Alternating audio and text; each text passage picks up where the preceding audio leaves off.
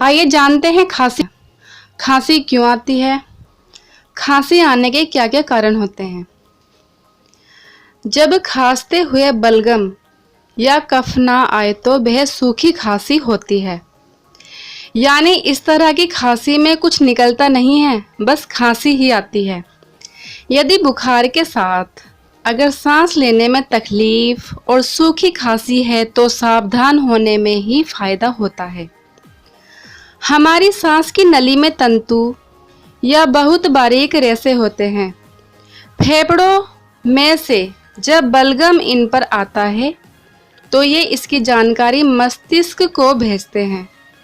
इस बलगम या कफ को निकालने के लिए ही खांसी आती है। फ्रेंड्स, इस बलगम या कफ को निकालने के लिए ही खांसी आती है। कई बार देखा होगा, कई बार रात में खांसी और भी बिगड़ जाती है। यह पोस्ट नेसल ड्रिप यानी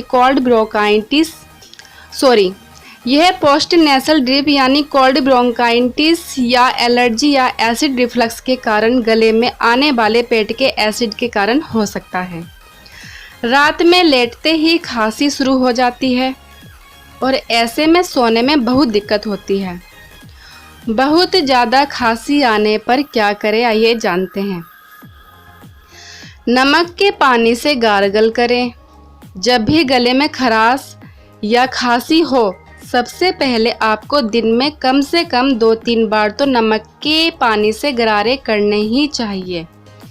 ऐसा करने से गले में मौजूद कीटाणु खत्म हो जाते हैं और आपके गले की खराश भी शांत हो जाती है। भाप, खांसी जुकाम में दूसरा कारगर उपाय है भाप लेना। यह खांसी में बहुत ही फायदेमंद देता है और गले को बहुत ही राहत प्रदान करता है। तो फ्रेंड्स, आइए जान लेते हैं कि कोरोना काल में खांसी से कैसे फैलता है कोरोना। आइए जानते हैं। वायरस सिर्फ नज़दीकी छींकने या खांसने के बाद हवा में तैरने वाले ड्रॉपलेट्स के संपर्क में आने से फैलता है। यानी बीमार आदमी छींक या खांस दे तो उसके नाक मुंह से निकली बूंदें दूसरे शख्स को संक्रमित कर सकती हैं। फ्रेंड्स, हवा में करीब 30 मिनट तक छींकने के बाद बूंदें फैलती हैं। क्योंकि इनका वजन बहुत कम होता है, ऐसे में जैसे ही कोई इंसान या समूह इनके संपर्क में आता है तो वह कोरोना से संक्रमित हो सकता है।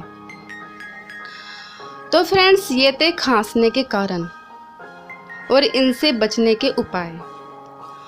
तो फ्रेंड्स, आपको मेरी वीडियो कैसी लगी उसके बारे में नीचे कमेंट बॉक्स में जाके ज़रूर कमेंट करें और ज़्यादा से ज़्यादा लोगों में शेयर, सब्सक्राइब, लाइक करवाना ना भूलें।